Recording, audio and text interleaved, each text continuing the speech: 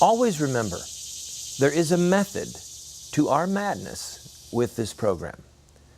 We cover the news, we comment on the news, we give you history behind the news, and today I want to use this program to help you with critical thinking, to help you with the sound of living creatures outside, which you're hearing right now.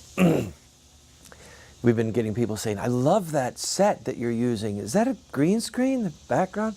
No, we're actually outdoors while we get our new studio ready here in the Memphis, Tennessee area.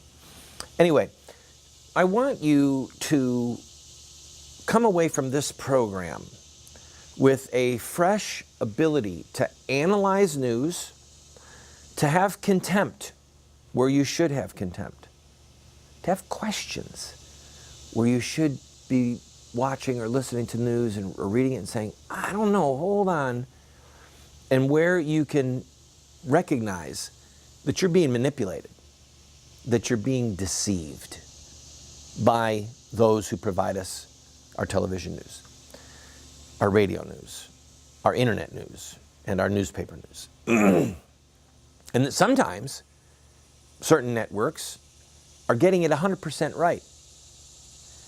And we'll watch how they're treated. But anyway, as I said, we're going to take a journey into the absurd. So I'm going to use some illustrations today for both comic relief, but also to prove a point.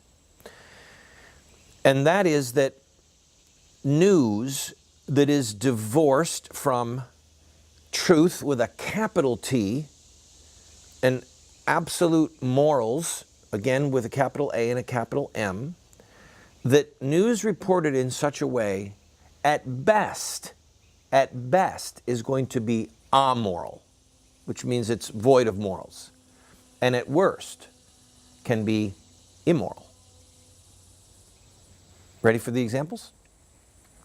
I've got my trusty little microphone here. I'm going to pretend to be a reporter. And I'm going to go to, all right, let's start with a German concentration camp. And I'm going to interview people at the concentration camp. Ready? I'm with Sergeant John Jacob Jingleheimer Schmidt. That's funny, that's my name too. No, anyway, Sergeant Jingleheimer Schmidt, what's been going on here today? He takes the mic.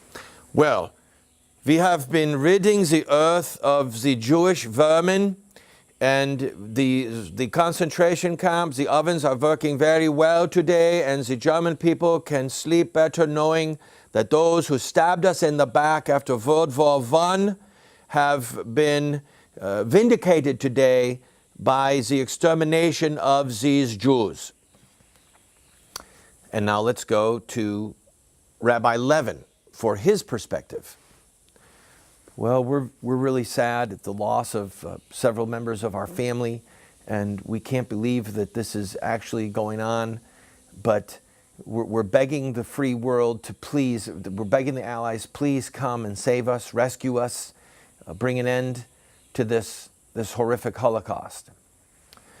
Well, as you can see, Bob, there's various opinions on what's happening here in Auschwitz. Back to you. So, from the perspective of the Nazi, something good is happening. From the perspective of the Jew, something bad is happening. From the position of the reporter, something's happening that should be covered.